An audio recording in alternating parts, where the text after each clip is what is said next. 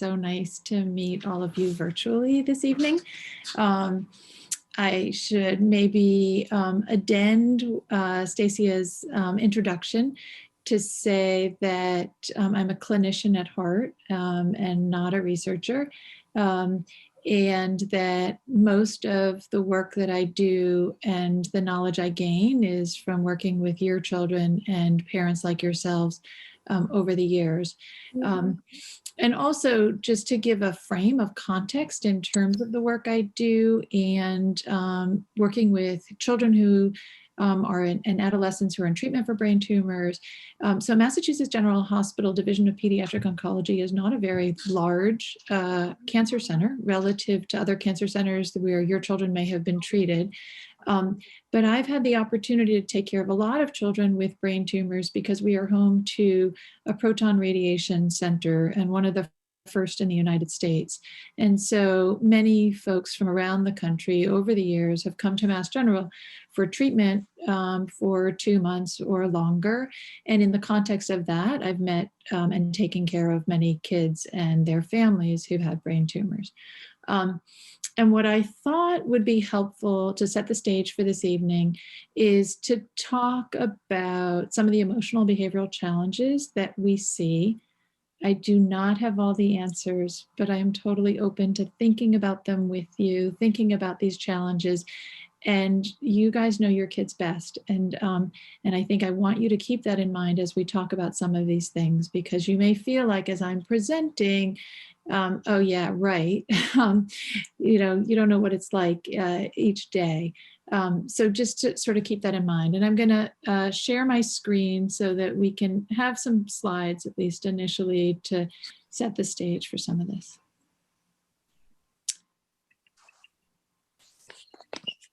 Okay, so let's see.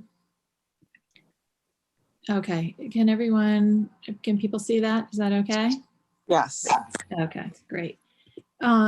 So I think what I want to focus on, and when I was talking with Stacia, was really about sort of what happens after. But I think we also want to sort of think about the mental health challenges overall. So it's both, during treatment and after treatment. And there is just an incredible range of behavioral and emotional challenges that kids and teenagers face. And I think, as many of you know all too well, we think about cancer now in childhood as an acute illness that then becomes a chronic illness. And so that so many of the things that you did up front to treat your children now have lasting impact on their overall function and well-being. And there's so many questions and so many themes, and some of these are from some of the questions that Stacia shared with me, sort of understanding who your child is now and what's the same about them and how are they different? That question of will it ever get better, and what does getting better actually mean? How to understand the mental health challenges and behaviors. Were they present before my child or teenager had a brain tumor? Is this who they were and it was exacerbated by the brain tumor? Or is this all because of the brain tumor? And if it's all because of the brain tumor, are the treatments the same or are they different? And how do we think about that?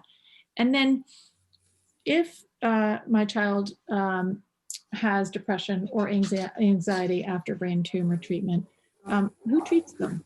Who should I seek out? Who has the expertise? How should we think about it? And I think many more questions, will my son or daughter become more independent? I think Stacia shared with me before you all got on the call tonight that there's a range in ages, right? That some of you are closer to the time that your child was in treatment. I don't even know, maybe some of you, your kids are still on treatment, and that some of you have older adolescents and young adults. And thinking about, in that sense of chronic illness, what services will they need and where will they get them? Who can help and who has the answers? And I think hopefully tonight we'll have a discussion about some of that.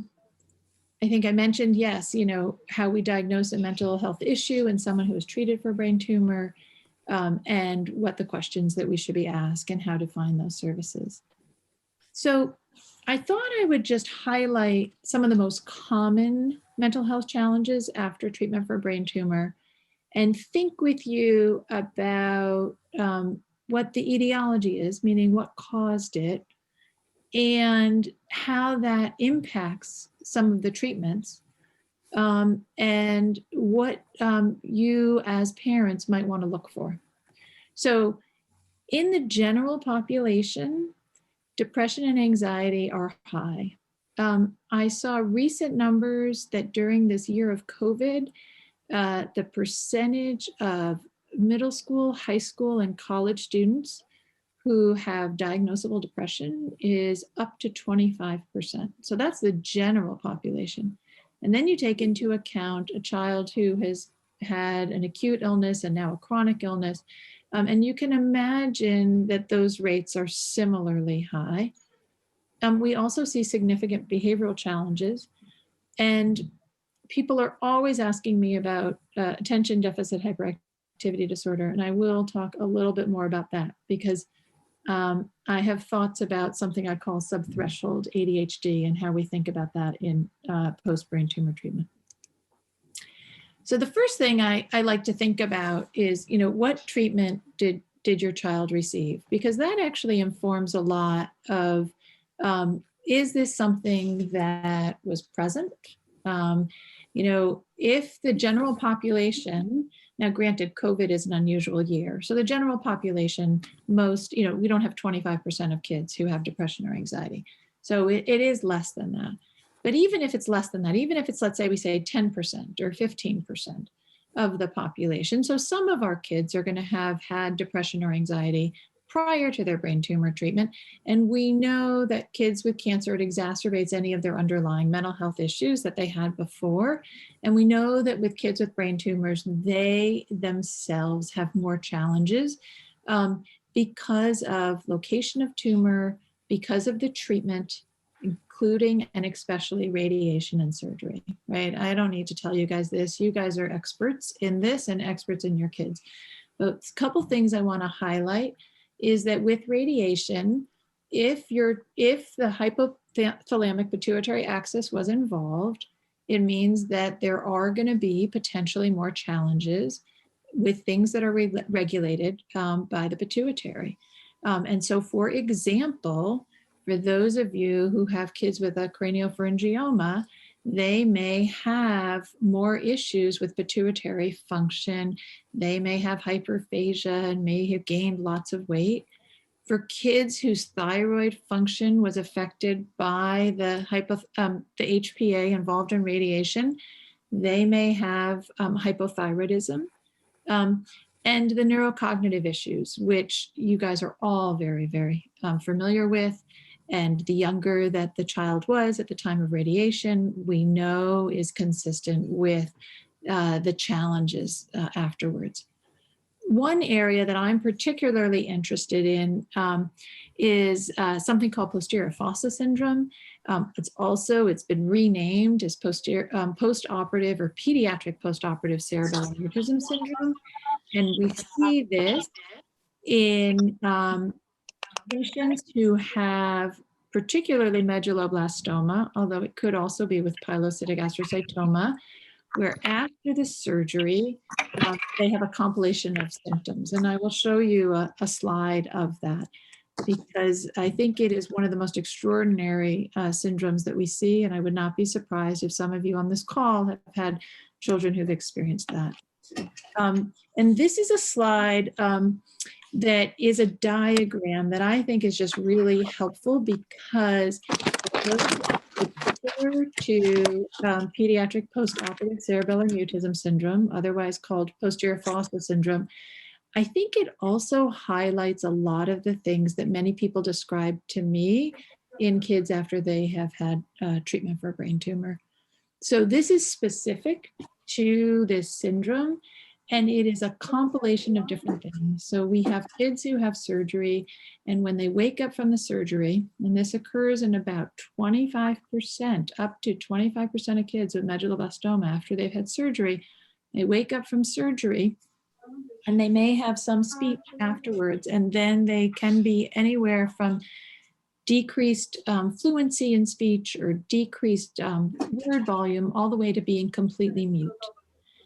As well as having ataxia, which is unsteady gait and balance. And then the things that I find particularly interesting and also very, very challenging are the behavioral symptoms and the emotional lability that follow. And one of the theories that's always been with this syndrome is, oh, it self-resolves. And I think that's a bit naive on our part to think that these issues just self-resolve, and that really it's about having very aggressive speech therapy and physical therapy, and everyone can get around that because we can identify it and we know exactly what it is. And it's a lot harder to think about how do we treat the agitation, or how do we treat the dysphoria or the unusual mood lability. So that's a mood that's going up and down, and how do we think about that? Or the child that seems like they're giggling and it really isn't a silly or fun conversation that's going on. And so we see this in this particular syndrome, and we can talk a little bit about some of the treatments that are available for that. So one of the things, and I, thinking about some of the questions that were posed previously, and so taking those into account in talking with you, is if your child is having mental health issues after their treatment for a brain tumor, how do you decide what route to take in getting them care? And how do you think about how best they should be treated? And so the first thing I always say is we want to rule out medical causes. So that's kind of going back to that slide that I had showed you before. And I think, let's see. Yeah, so if I can do this correctly, I'm going to try and go back and then forward again on this. But so what do I mean by medical conditions, right? So for example, when I was mentioning before about the thyroid that might have been involved, if the HPA axis was involved in radiation, then people can have thyroid dysfunction. And if someone has hypothyroidism, they can look depressed. And if someone is hyperthyroid, they can look anxious, right? So one of the things we often say is, well, it's not such a bad idea to just have someone's thyroid function checked. That would be a simple thing to do in someone who is treated for a brain tumor. And how about a child a teenager or a young adult who is just incredibly irritable a lot? And is this because they have untreated pain? So they're having chronic headaches, or they're continuing to have nausea or abdominal issues. And if we were to treat those, would that mitigate and decrease some of that irritability, frustration, agitation?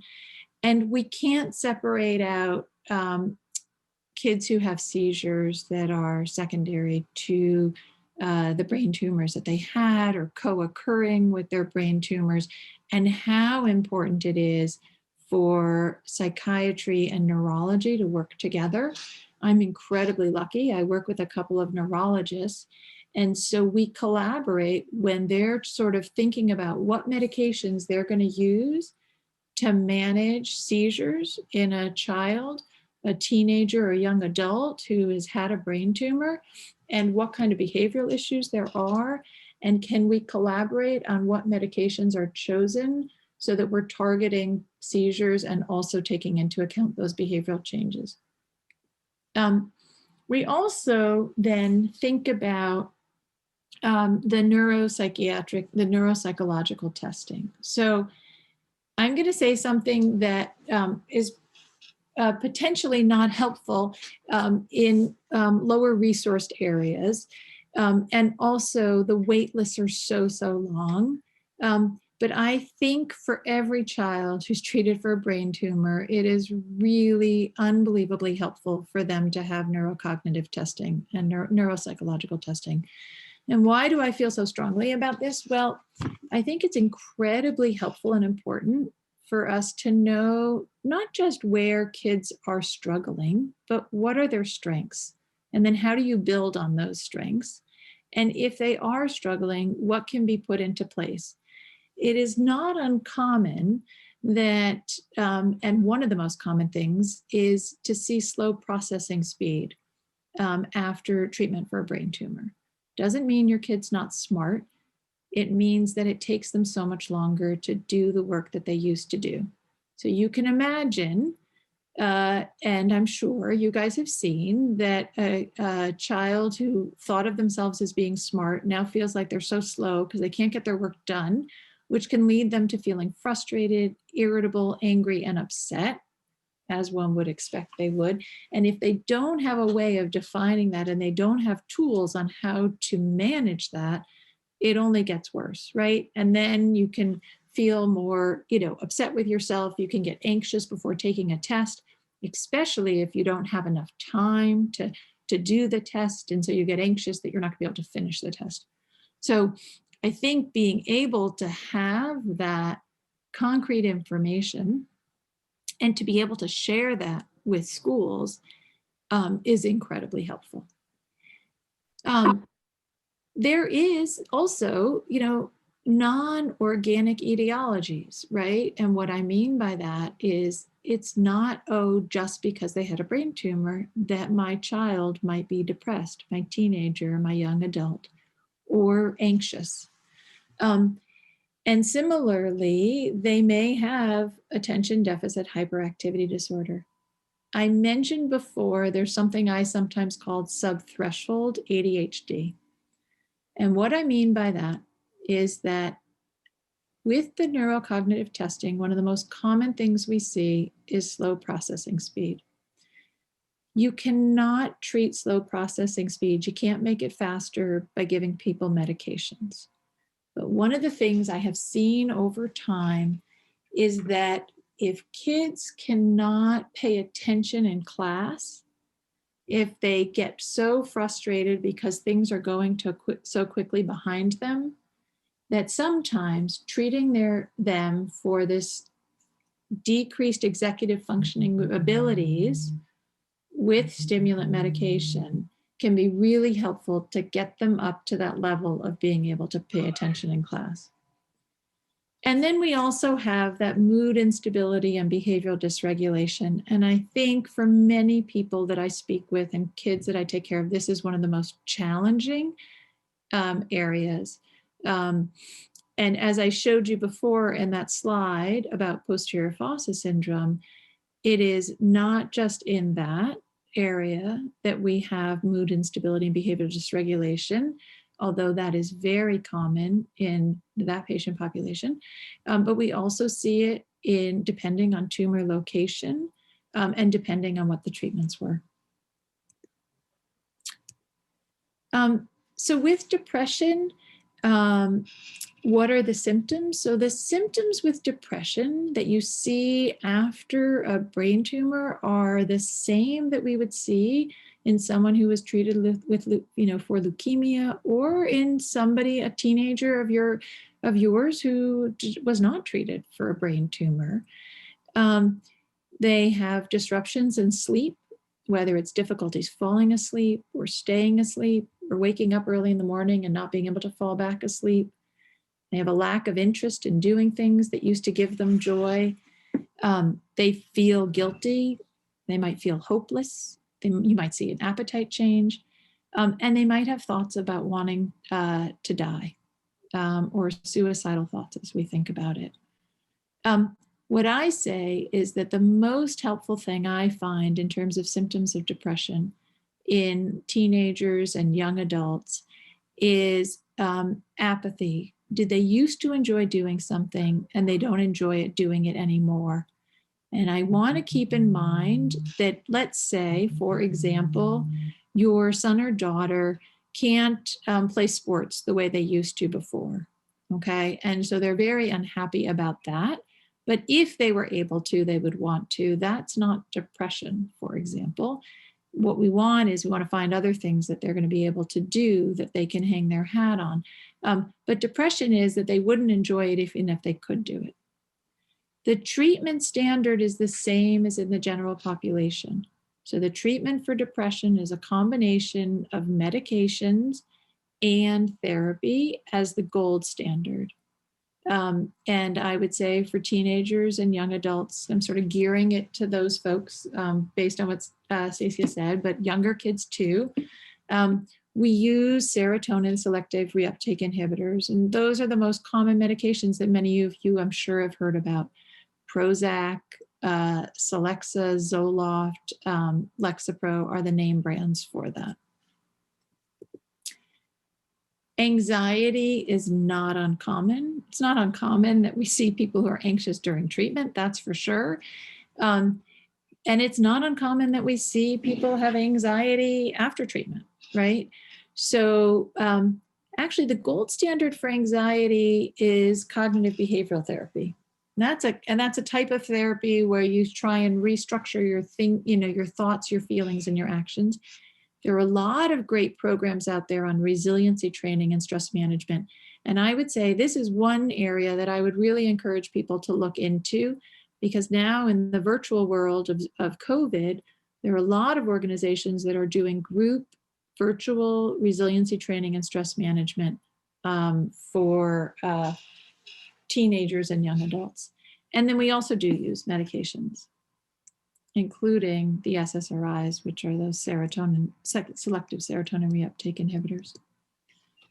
I mentioned the neurocognitive challenges, and I'm glad I actually made this slide because it reminds me to tell you something that I think people often forget about, which is hearing. And I think it is not uncommon for our kids, when you think about the chemotherapy protocols, there are many that have an impact on hearing. And I can't tell you how many times I have heard from a parent or from a teenager say to me, yeah, no, I just missed everything in class. Come to find out, either A, their hearing is worse than I thought, or B, they don't wear their hearing aids because that's embarrassing, right? So they don't wear their hearing aids in school, and then they don't have any, they don't know what's going on. And I already mentioned about sometimes using stimulants for the executive functioning challenges, even when the child doesn't meet full criteria for ADHD. And I will say there's controversy about that. How about the behavioral challenges? I wish I had easy answers for this and simple fixes. One of the most important things is having appropriate school and social placements and supports. And that is so much easier said than done. I hear from some families that they have an extraordinary school system that is really supportive, and they have a school advocate, and that's a luxury. I would say for most, it's a battle with their schools, or for many, and that this past year has been a disaster. And I'll put that aside because it's hard to even, in the town I live in, which is a lovely town, my kids finally went back to school part-time just last month, and it's 2 mornings a week for 3 hours. So I can only imagine for kids and families who have special needs, it has really been a challenge. With behavioral challenges, behavioral therapy and setting reasonable expectations is incredibly important. That being said, medications can also be very, very helpful. And we really have to weigh the benefits and the risks to determine which medications are best and how to use them safely with kids after they've been treated. And I hope, oh, wow. Okay. So I did that time-wise. I think I did pretty good there. I think I probably touched on a lot of things and didn't go in as much depth because I wanted to also have an opportunity to hear from all of you and think together about some of the issues that I raised. And there were also some interesting questions that Stacia shared with me ahead of time, and I can talk about those questions as well, depending on what format's going to be most helpful going forward for the rest of the hour.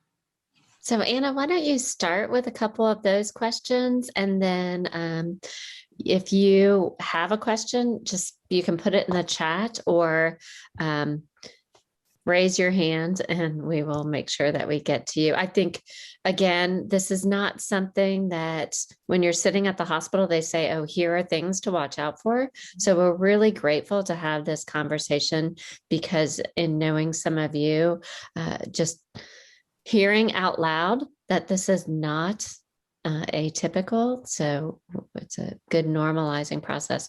But if you want to start with some of those questions, that would be great. And then raise your hand and or put it in the chat and we'll go from there. Absolutely. Yeah. So there was a very good question and a situation that I've run into a number of times before, where someone asked and said that their child, and I don't know the age, but would cry in minor situations. And it's improved as they've gotten older, but they would break down crying. And if they saw someone else crying, or in reaction, or not in reaction to something, but just crying. And so, and the question was, what strategies, and is this normal? So actually, I've had a few patients who have presented in a similar manner, maybe not exactly as this parent, their child is presenting. There is something called Pseudobulbar Affect, and it actually is based on tumor location and treatment, where people start crying or laughing inappropriately, and it's not in the context of what's going on, and they're aware of it and they can't completely control it. And we see this actually more commonly in patients with ALS, Lou Gehrig's disease, or strokes. And so often what I do is I sort of read the literature of what's out there in the adult world. And I say, you know, this sounds actually really similar to what I saw in a teenager or young adult. And we just don't have enough data in our brain tumor patients, but this is actually very, very similar. And in one young woman, she actually could describe it really well to me. And she said, I will be out for a walk or sitting with my dad, and I'll see a cat or something else, and I'll just start crying. And I don't even know why. And then when she was sitting in the office with me, tears started streaming down her face, and yet we were having a lovely conversation. Actually, there is a treatment for it, which is there are a few treatments actually for it. SSRIs, so the selective serotonin reuptake inhibitors, are often used. Amitriptyline, which is a tricyclic antidepressant, is used. And recently I read that there was another medication, which I've actually never used, which is a combination of dextromethorphan and quinidine combination, and that's used in ALS patients. But I think one of the things that I learned from the young woman who had this experience, and then I've seen it a couple of times since, is that not everyone presents in the same way. And sometimes some of these presentations seem so unusual. And yet if we look at what's happening with other people who've had brain injuries, it's actually pretty similar. And so when we think about those who've had brain tumors, it's actually somewhat similar. Another question someone asked about was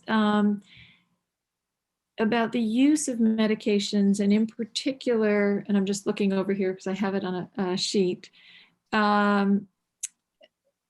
This is one of the most common questions that I actually get asked, which is that a teenager doesn't want to join the childhood brain tumor or other support groups They don't want to meet other kids and teenagers with brain tumors. They just want to be with the other kids at school.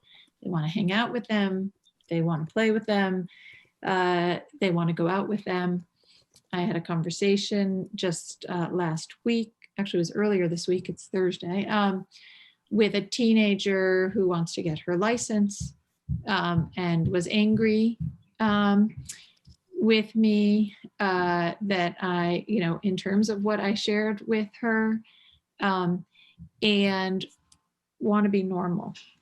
And I think one of the things I have particularly heard is when the teenagers, and I'm speaking about teenagers in particular, because those are the ones who express this to me, but their parents do too. If they have a sense of who they were and who they hung out with and all the things that they did before their brain tumor, and they have a full appreciation of how they're different now and what they lost and what was taken away from them, that it is incredibly challenging to feel like they fit in and feel very resentful and angry. And I think, one of the things that I have found, and this is really learning from parents like yourselves, is giving kids an opportunity to have something they can hang their hat on. And it is, for someone who was the soccer player, realizing, recognizing that that's not going to be their thing going forward. And is there some other activity that they might be able to engage in that they may never have pursued before? There are some kids who've started, participating in scouting. I have one boy who now has done some amazing things in scouting, which I don't think he ever would have done previously.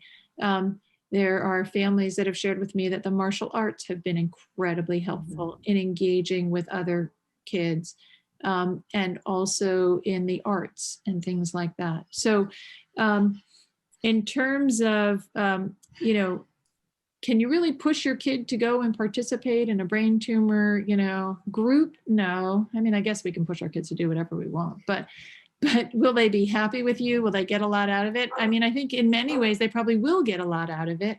But I think probably it's going to be in those camp programs where they can, really participate and feel like they're being treated like a regular kid. And then they lose sight of the fact that, oh, everybody else there, was also treated for this too. And I know that those kids and teenagers that I've worked with who've participated in some of those programs have said that they have really found that those have been incredibly fulfilling for them because they go there and gain so much from the other kids. Another question. Oh, go ahead. Oh, no, go ahead. Well, and tied into that question was also about medications. So I thought I would just speak to that for a minute because it's there were a couple of questions about the use of medications. And this one was, how do you know what the safe dose of medications are for children? And, and sort of how to think about that. So in general, there are no differences, for example, in using a selective serotonin reuptake inhibitor. So for example, Prozac or Celexa, one of those medications. In general, we use the same doses that we would in other patient populations.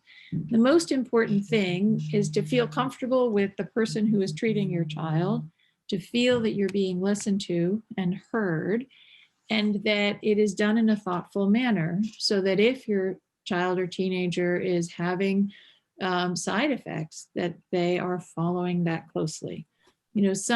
Sometimes, and one of the things we have to think about is that they may not respond in the same way as we would think the general population would respond. And so we have to be more thoughtful and careful when we're using medications. I see there's a, I think Diane had a question and go ahead, Diane. Question. And then there's I'll okay. get one on the chat too. Let's see. Did you have a question? Oh, you're still muted, hon. Hi. Hello. Hey. Hi. Can I ask my question? Sure. Okay. My question is, you had mentioned that there are a lot of cognitive behavioral therapy places that are doing online for teenagers now. Where can I find one? That doesn't have a wait list? Okay. Right. So I can tell you for a lot of large academic medical centers are now creating and have created something called stress or stress resiliency management programs. I know that through Massachusetts General Hospital, and this is obviously, not necessarily that helpful unless you happen to be a Mass General patient, but we have something called the Benson Henry Institute, which is a Mind Body Institute program. And then through that, they are running virtual groups to help with stress management and resilience.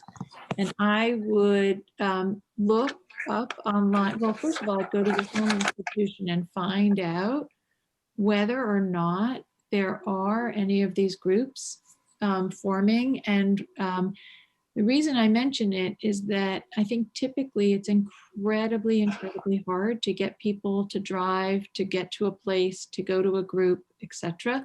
And I have heard from my families that if there are any silver linings to COVID, it's that they are able, like we are tonight, able to participate in a group that they wouldn't be able to otherwise.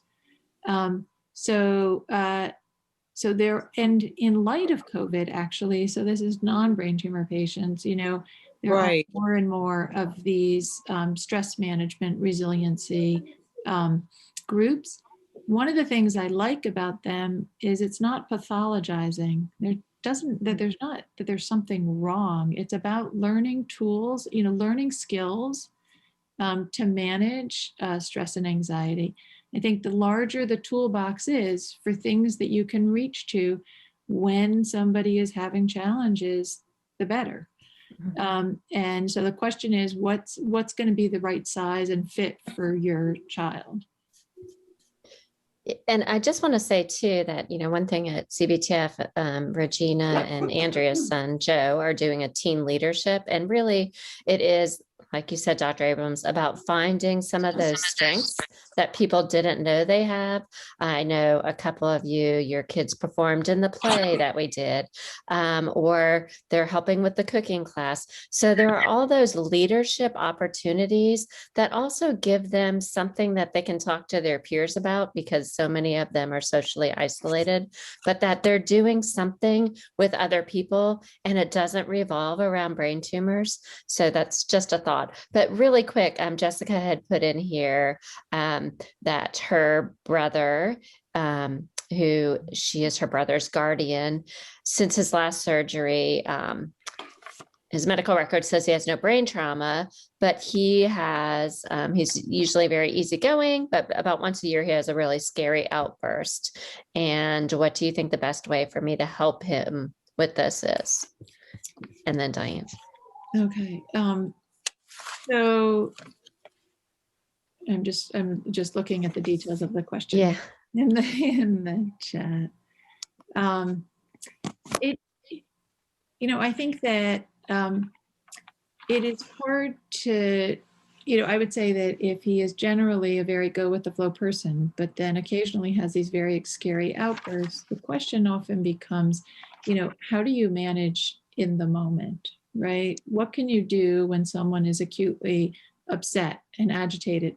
And it's a very different thing if it's your 5-year-old and you can hold on to them and, and that's a very different thing than someone who's 35 and becomes agitated. And I would say that if there is a frequency to it, or there is an acuity to it that is concern for safety, then it is helpful and important to have what I would say is called like a behavioral management plan, which is, can you predict, do you have a sense of how that escalation happens? do you know that once you start seeing somebody start tapping their leg and shaking it a bunch and then start moving around the room and circling around and then starts picking up things, that you're sort of going in that direction? And what are the interventions along the way that can or have been helpful? And then, and or is medication indicated? And if it's only sporadic, is there something that can be used? And I'm talking about safety, so I always think of, medications are important to know about. It doesn't mean everyone has to be on a medication, but if safety is an issue, medications are incredibly helpful and important. And so but before someone has a very scary outburst, is there a way to intervene somewhere along that path? That either with behavioral interventions or medications that would be helpful. The other thing is brain trauma is a curious thing. I think interestingly, because there have been so many veterans who have suffered from unseen trauma and PTSD and traumatic brain injury, but we can't see it. There's a lot more research that's actually going on in this area. And my hope is actually that we're going to be able to extrapolate from that about best ways and that we can manage our, teenagers, young adults after they've had treatment for brain tumors. Because I think it's often similar that you don't know it. You can't see it from the outside, but they're struggling inside. And they can't engage in the same ways. And they may have behavioral escalations that they didn't have previously. And I think the other Diane had a question too. And just to kind of piggyback on that, Dr. Abrams, certainly with our career program, we've seen more employers opening up to some of these invisible disabilities and kind of trying to gain an understanding of some of that emotional and cognitive piece. So we too are holding on to hope that employers will be more receptive for that. Okay, Diane, the other Diane, sorry. You okay? Okay, sorry about that.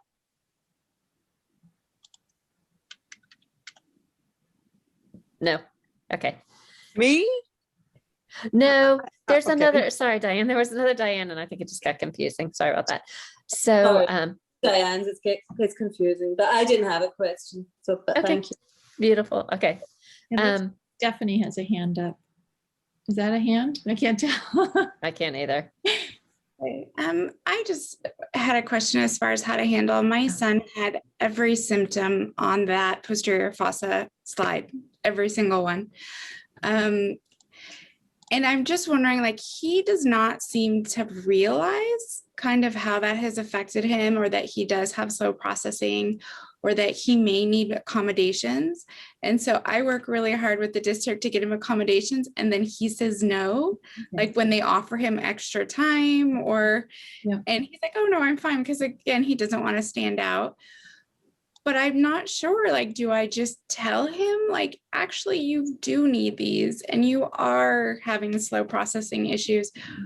Or do I let him just figure it out? He's 14 in 9th grade. Mm-hmm. Yeah.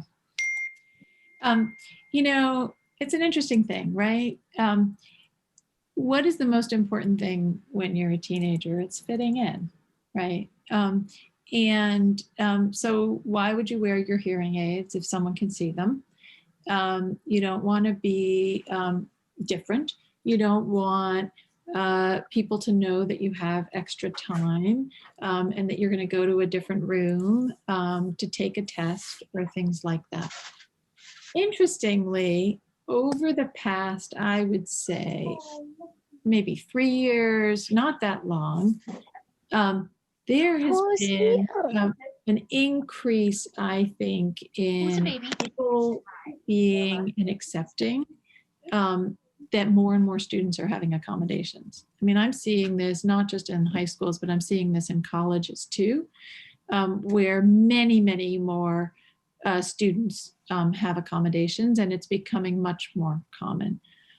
That being said, there's a part of me that wants to honor your son's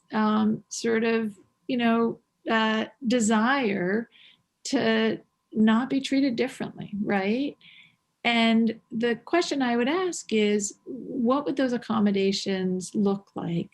How can the accommodations be done in such a way that maybe it's that he has more time to do things at home, or maybe it's he does the odd problems and he doesn't have to do the even problems at home. And that when he takes a test in school, he does the multiple choice while everybody else has to do the multiple choice and the writing, and he does the writing assignment at home. You know, it's not that we want it to be all flowers and rainbows and everything else and not be real with him. He's 14. And maybe he feels like it doesn't matter. Like, Mom, why does it matter? So what? I don't finish the test in the amount of time. I'm doing fine, So I guess the question I would ask is, or the thing that I would want to think about with him is what's important, right? And do you feel like by his not having the extra time, and I say this to all of you, like that they're not meeting their potential and they could be doing so much better? Or is in that moment, does it feel like it's just more important to just be with the other kids and that you'll make that up in some other way? I would say it's mostly about knowing your kid and wanting to take away the embarrassment of it, right? Or the embarrassment that he feels about it and get it through to him that it doesn't matter. But it does matter to him, right? So are there ways to work with the school around that? And how much is the slow processing speed interfering and in what subjects? Does that answer your question? And I think now I feel a little guilty, Dr. Abrams, because I think I frequently say almost the opposite, because I really am a firm believer about creating an equal playing field. And I really feel like so many times there's so much potential. And I also, in working with this group, recognize how socially isolated, and believe me, that one extra accommodation is not going to make them any less or more popular. So right. I frequently am saying I have to be what are your long-term right. goals and how realistic, right. like what is this? Right. It's such a hard balance as a parent. Yes. No, this is not stuff I've learned from you guys as parents. I will be honest. This is what I've learned from your teenagers. Okay. Which is, I totally agree with you, Stacey. I think, and I tell parents to advocate for the world. I tell them ask for double time and maybe you'll get 1.5 time. I tell them to, get a scribe. I tell them to, do all of those things, sit in the front of the classroom, do all of those things, right? And I always think, because I want the best for the kid and this is going to be the best for the kid. And then I have the teenagers say to me, Dr. Abrams, I'm not going to do it. Like, this is dumb. Like, what are you doing? I feel like I already feel so different. I'm not going to wear my hearing aids, blah, blah, blah. And so I'm like, all right, well, let's make a choice here, right? And if this accommodation is really because this is what we think is best and what your parents want for you, and it makes you feel different, then let that one go and let's try something else. So I totally agree with you, Stacey. I'm not saying that we shouldn't be advocating for every possible service. And at the same time, I want to honor what our kids and teenagers are telling us. Sure. Find balance. And maybe that is important, connecting them with mentors who they can say, hey, here's how I got through. Here's how I handled this really awkward hearing aid, or having somebody read my test out loud. Okay, Maria had a question in here about her 31-year-old son who doesn't see his problems. And Maria, I'm assuming doesn't want to be treated any differently. Is that? He doesn't want to be treated, but he has depression, he has anxiety, he has concentration problem. He goes to psychiatrists from time to time. He had his surgery 20 years ago when he was 10 years old. So this is the process that is basically his whole life. And middle of the treatment, he quits medication. What can I do as a parent to I cannot convince him to take medication. He says, I am 31, I know what I am doing. He had multiple neuropsychological testing. His processing is slower. He goes to college, he works, but the decision about his treatment that recently he makes completely wrong. What can I do? So it's not uncommon to hear this from parents who, teenagers and young adults who don't actually feel that they need and or want to take medications to treat various issues, and we can't force them to take it. One of the things that I think I have found helpful is when a parent talks with and engages with the provider with the permission of their adult child to work in a collaborative manner and sort of in a collaborative problem solving way, say, you know what, this is what I'm struggling with, Timothy, you know, that your doctor is prescribing this medication or saying that this would be helpful for you and you don't want to take it. And this is how I see it impacting your life. And instead of it being you as, you know, against your son, is there a third person in there, the doctor, who can partner with the both of you and say, you know what, Tim, I hear what you're saying. And I also hear what your mom is saying. And help me understand what the barrier here is in terms of wanting to take the medication. And it may be, you know, I don't feel like myself on the medication. I feel flat. I gain weight. I, you know, feel tired all day, whatever that is. Or it may be there's nothing wrong with me. And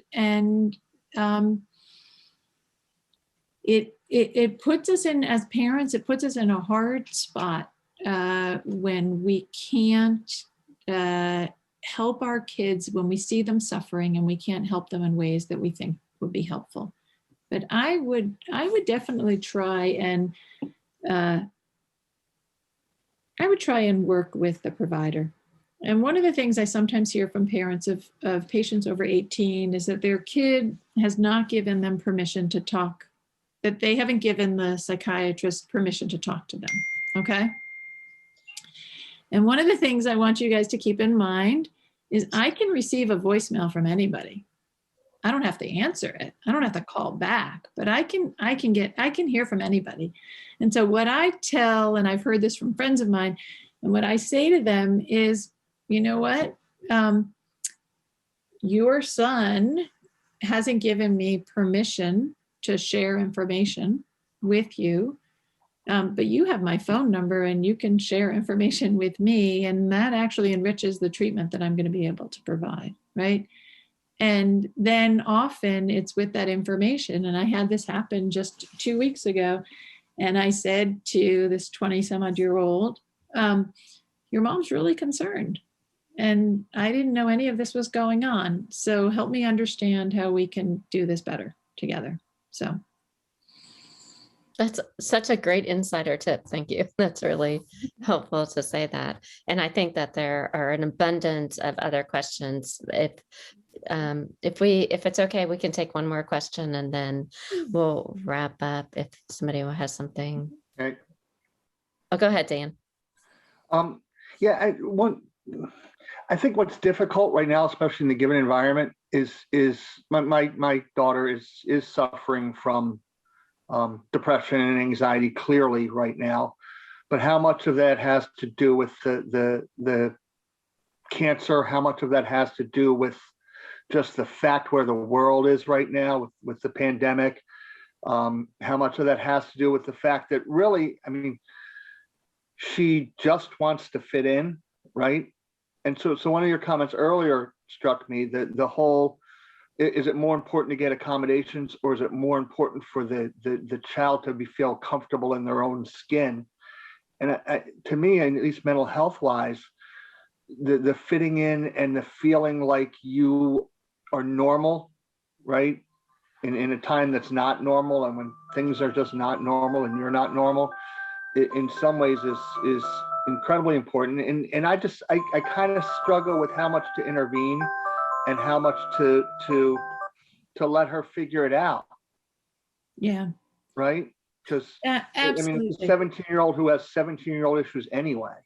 Yeah. Yeah. So I think that one of the things that we're seeing this year with COVID is that every parent is struggling, and that the struggles, though, that parents of teenagers, young adults who've had brain tumors or in treatment for brain tumors, it's accentuated that much more. It's like a magnifying glass on everything that you have. There's this notion of fitting in, and sort of what does that mean? And I mean, I won't even get into social media and Instagram and Snapchatting and all those posts and everything else that make people just feel horrible on a good day, right? So there's sort of an idea of what does it mean to be content and happy with where you're at, as opposed to like posing on Instagram and having a life that you think all these other people are having, right? And what does it mean to fit in? Like, does it mean that you're a cheerleader on the squad and you're one of the most popular kids in the school? Although I think these days cheerleaders are not the most popular in the school, and that it's the soccer players or something else, right? But sort of trying to understand that about your own kid, and what is it that helps them feel more engaged? And I think we're so challenged by that right now in COVID. But I hear from so many parents about how hard it is in normal times to feel engaged and be a part of something, and how COVID has added a layer of isolation that's so hard. And yet maybe it's an opportunity to allow people to engage in this virtual world in a way that we are growing more accustomed to. And I think it's like Stacia was saying before, does it mean being in a cooking group or something else, or does it mean doing something different? And going back to this thing about the accommodations, I think it is so important that there is less stigma around mental health issues and around kids who have disabilities. And the question is, how do we hold on to that, and also, hold on to our teenagers having a good sense of themselves and being able to be engaged in part of things? And I don't have the answers to that, right? So to Stephanie, like when I was saying like, okay, well, maybe he just doesn't want to have it. And, I don't want people to hide it. I don't want people to feel like they have to sweep it under the rug. And I also want to honor what these teenagers are sharing with us about what their experiences are. If I'm worried that they're depressed, I want to figure out what's going on. I want to get them treatment if they need treatment. And how much of it is, do we always need to know what the etiology is, what the cause is of it? Not always, but we can try and target the symptoms, and as we do that, learn more. So I don't know if that answered your question, Dan, but hopefully sort of touched on some of the different themes that you brought up. Thanks. Yeah, you're welcome. Yeah, that's a hard one to answer, Dan. And I think I think we get to see the strengths that your children have, and the leadership potential and the humor and all of that.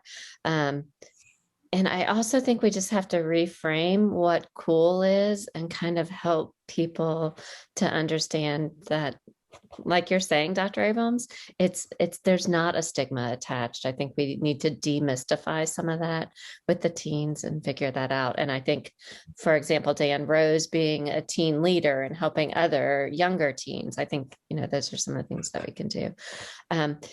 In the next couple of days, you'll get a survey both about tonight and about other topics. But Dr. Abrams, huge thank you. I know that there's still a multitude of questions and thoughts, lots of common ground here. So we would love to have you back, and hopefully feel free to send any questions my way. But again, thank you. Oh, Meg, I'm so sorry. Did you raise your hand? Sorry. Huge thank you. And I look forward. Please send questions my way, and we'll get what we can to Dr. Abrams, and hopefully just keep this discussion going. So great to see you all. Nice Okay, spending thank the you. evening with all of you. Take care. Good night. Thank Bye-bye. you. Take care.